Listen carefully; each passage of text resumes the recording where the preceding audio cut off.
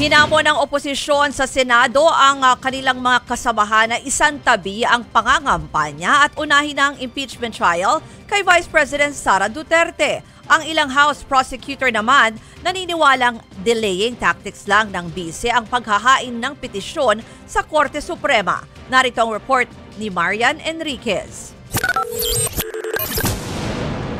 Delaying tactics, ganyan ang tingin ng ilang House prosecutor sa petisyon ni Vice President Sara Duterte para ipatigil sa Korte Suprema ang pag-usad ng kanyang impeachment case.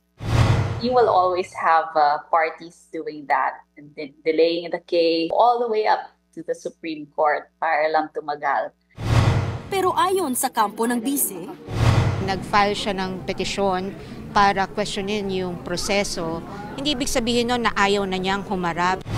Isa sa mga iginigiit ni VP Sara ang dapat na 1-year ban matapos ihain ang unang impeachment complaint noong December 2. Pero paglilinaw ng Kamara, hindi pa naman formal na nag-uumpisa ang impeachment process hanggat hindi ito na ire-refer sa Committee on Justice, alinsunod sa House Rules.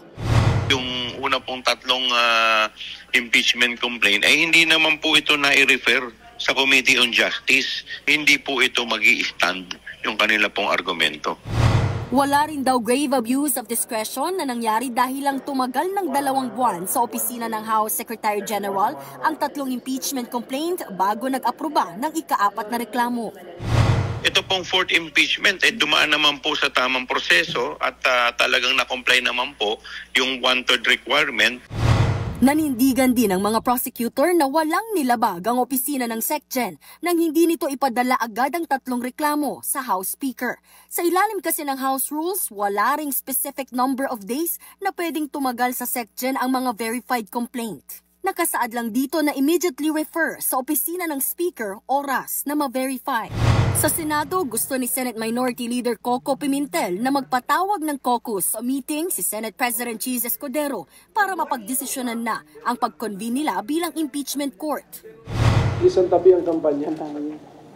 Priority ang impeachment. Kung talagang ayaw nila, aminin namin sa taong bayan na ayaw nila.